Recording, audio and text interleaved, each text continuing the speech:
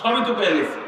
নবীজি বলেন আসমানের যত বাসিন্দা আছে, জমিনের যত বাসিন্দা আছে, সমুদ্রের যত বাসিন্দা আছে, সমস্ত বাসিন্দারা এই তলবে ইলম যারা মাদ্রাসায় পড়ে যারা, এদের জন্য আল্লাহর কাছে দোয়া করতে থাকে, মাফ চাইতে থাকে, চিৎকার দিয়ে বলেন সুবহানাল্লাহ। এত এত মাখলুকের দোয়া আল্লাহ কি ফিরে দিবেন নাকি? বলেন, আমার আল্লাহ কি নিষ্ঠুর নাকি? আমার আল্লাহ রহমান, আমার আল্লাহ রহিম, তিনি একটা প্রাণীর দোয়াও কবুল করতে পারেন।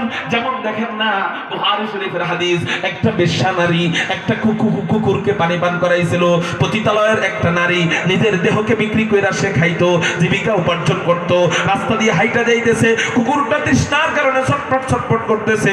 ওই মহিলাটা পায়ের মোজা খুইলা কুয়া থেকে পানি উঠায়া ওই কুকুরকে পানি পান করাইছে।